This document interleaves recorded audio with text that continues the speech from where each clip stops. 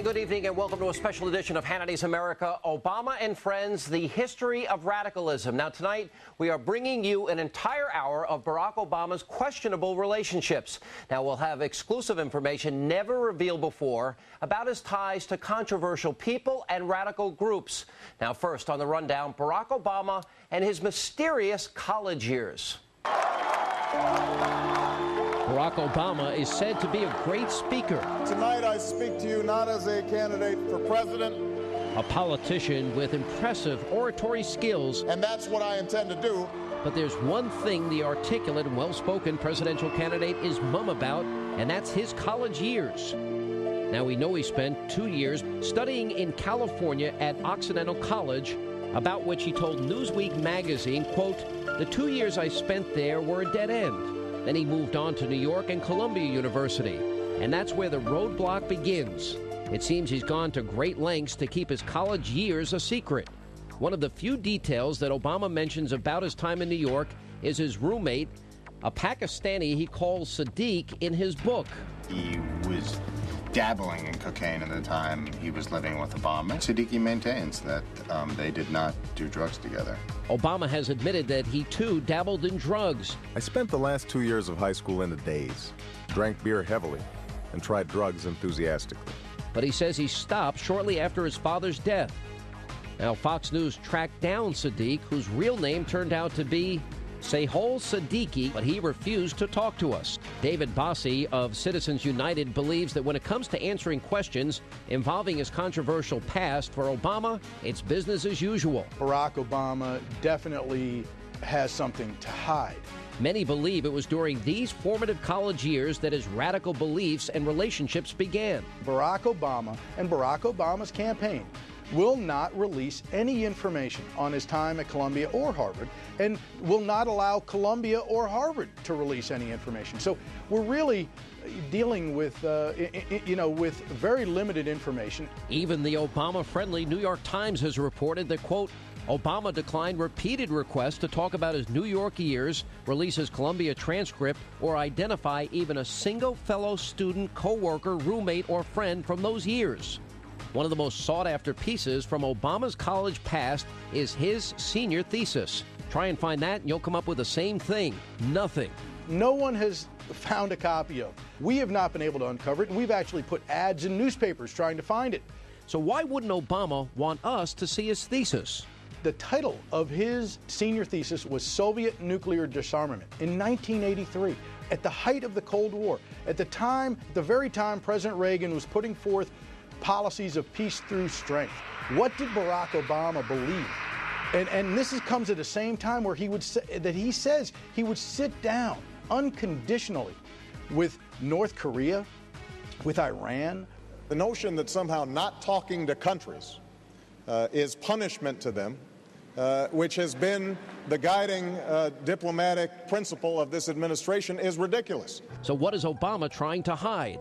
Is he afraid his Columbia transcript and his senior thesis will reveal average grades, or is he trying to hide a blossoming radical philosophy? And what about his time at Harvard? We know that Obama became president of the Harvard Law Review, but we know very little else about his time at the prestigious law school. We don't have a copy of anything at the Harvard Law Review with Barack Obama's name on it. And how did he get into the ultra-exclusive Harvard Law School anyway? Percy Sutton, who's a former borough president of Manhattan and a former lawyer for Malcolm X, may have inadvertently given us the answer.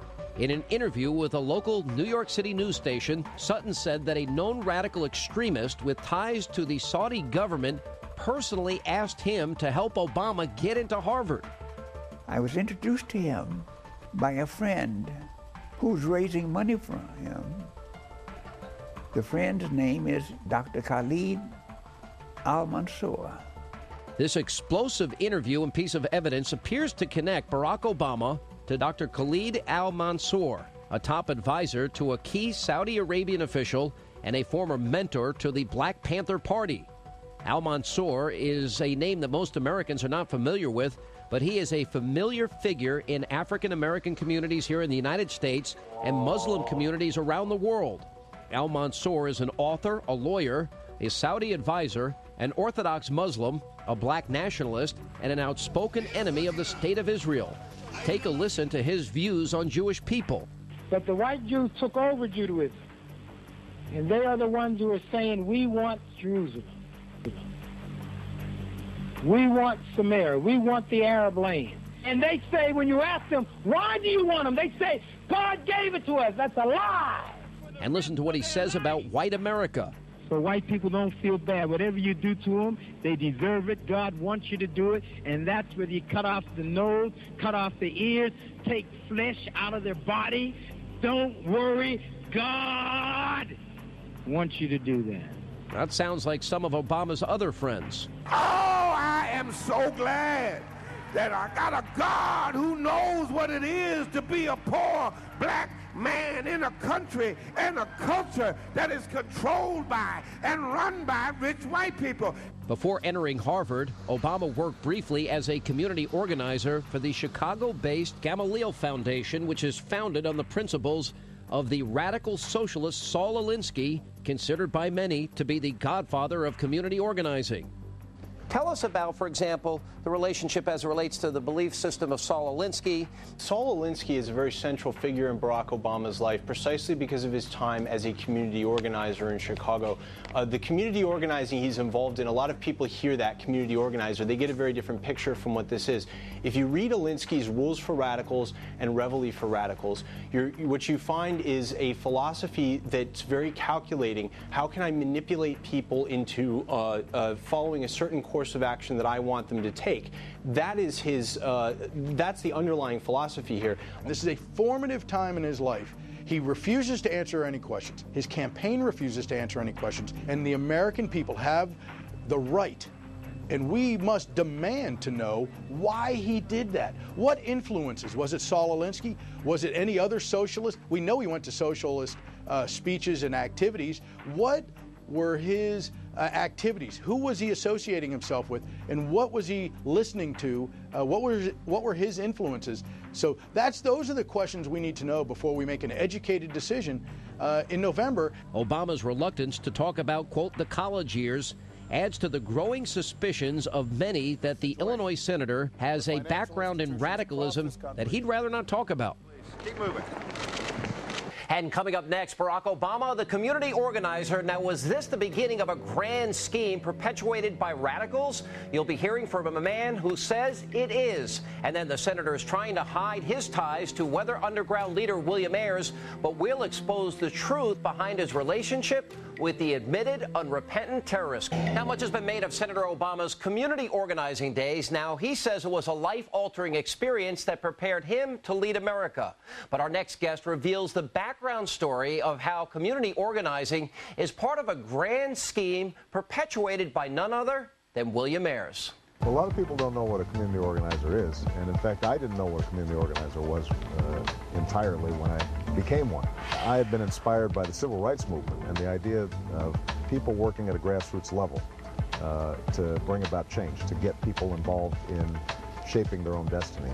Well, community organizing definitely has shaped Senator Obama's destiny. In 1985, fresh from Columbia University, Obama returned to Chicago to become just that, a community organizer, a job he says qualifies him in part to hold the nation's highest office.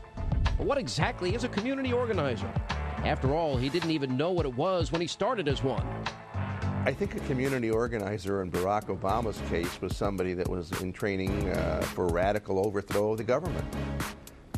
You have to really stretch to believe his story. That he was living in New York City, he was earning $50,000 or $60,000 a year, and he left this to come to Chicago, to a city where he knew no one, to suddenly start, quote, organizing, unquote, people. In my opinion, Barack Obama had already been influenced by his radical ideology and philosophy, probably had met William Ayers in New York, and was coming here to lay the foundations for what he thought would be some sort of political movement that he would be a part of.